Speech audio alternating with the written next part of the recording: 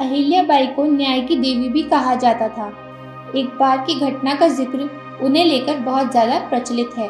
इस घटना के अनुसार अहिल्याबाई के बेटे मालोजी राव एक बार अपने रथ से सवार होकर राजवाड़ा के पास से गुजर रहे थे।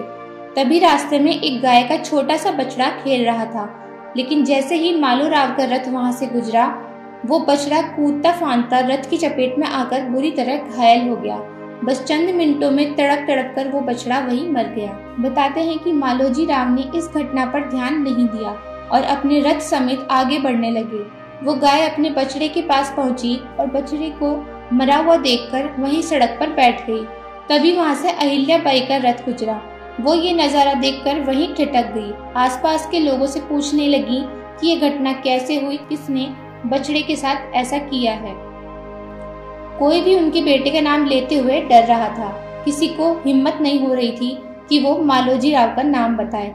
फिर किसी ने हिम्मत करके उन्हें घटना का पूरा वृतांत सुनाया। अहिल्याबाई इस बात से क्रोधित होकर सीधे अपने घर पहुंची।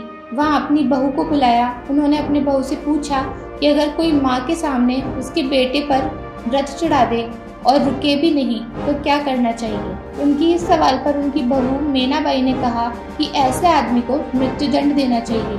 बहू की बात सुनकर वो काफी देर सोचती रही। फिर जब वो सभा में पहुंची तो आदेश दिया कि उनके बेटे मालोजी राव के हाथ पैर बांध दिए जाए और उन्हें ठीक वैसे ही रथ से कुचलकर मृत्युदंड दिया जाए जैसे गाय के बछड़े की मौत हुई थी। अहिल्याबाई के इस आदेश से सभी एकदम सहम गए। उनके आदेश को मानने की हिम्मत किसी में नहीं थी। कोई भी उस रथ की लगाम पकड़ने को तैयार नहीं हुआ। वो काफी देर इंतजार करने के बाद खुद उठी और आकर रथ की लगाम थाम ली।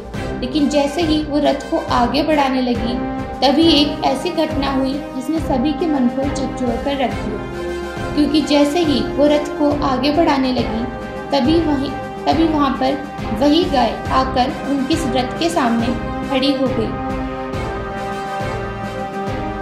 उन्होंने उस गाय को रास्ते से हटाने के लिए कहा, लेकिन वो बार बार आकर रथ के सामने खड़ी हो जाती। इस घटना से प्रभावित दरबारी और मंत्रियों ने कहा कि आप इस गाय का इशारा समझिए। वो भी चाहती है कि आप बेटे पर दया करें। किसी माँ को अपने बेटे के खून से अपने हाथ नहीं रंगने देना चाहिए। सभी ने कहा कि मालोजी राव अब बहुत कुछ सीख चुके हैं। वो कभी भविष्य में ऐसी घटना नहीं दोहराएंगे।